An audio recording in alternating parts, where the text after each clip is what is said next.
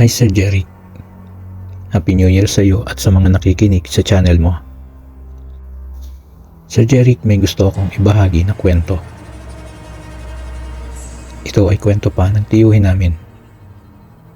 Tungkol ito sa kababata nila noon na nagkasakit ng malubha na naging dahilan ng maaga nitong pagpanaw.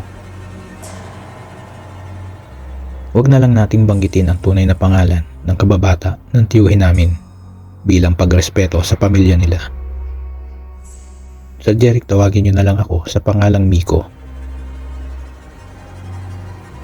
Sa kwento ni Tiyo, noong kabataan nila, 3 silang laging magkakasama.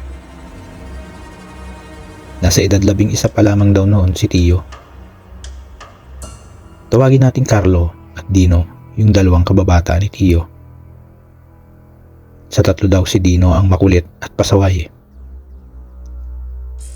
Sabi ni Tiyo, magbabagong taon noon na mangyari kay Dino ang hindi inaasahan.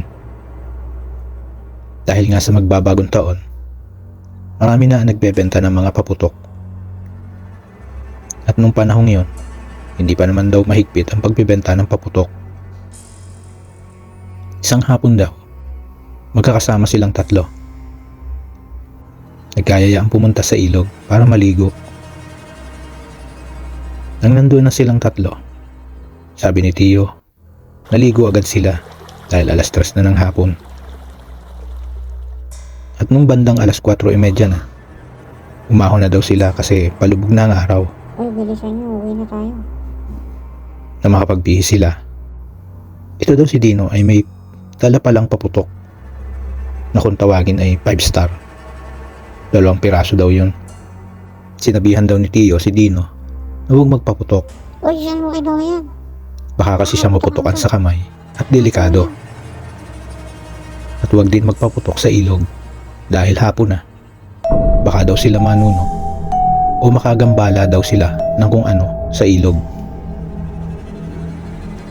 Dahil sa makulit at pasaway itong si Dino, sumigi pa rin.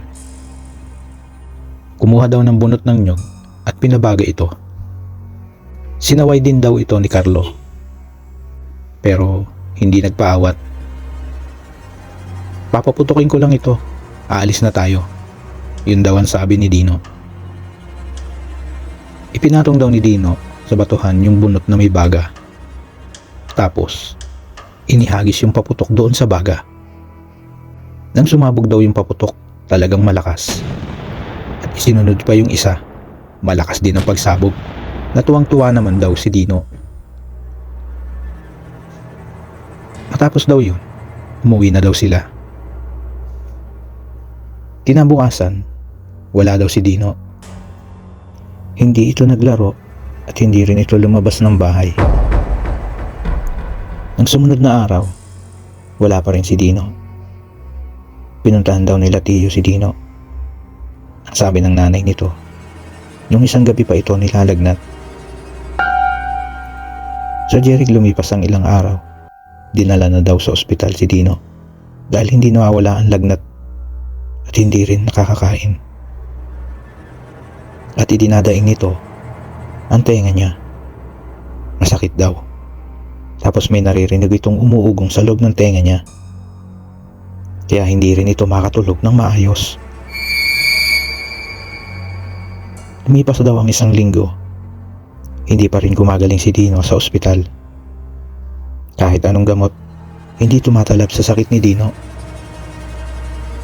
Dahil hindi naman gumagaling, inilabas na daw ito ng ospital. Nang mailabas si Dino sa ospital, sabi ni Tiyo, pumunta sila sa bahay nila Dino at awang-awa sila sa nangyari kay Dino. Napakapayat daw nito at maitim ang palibot ng mga mata at mahina na ito.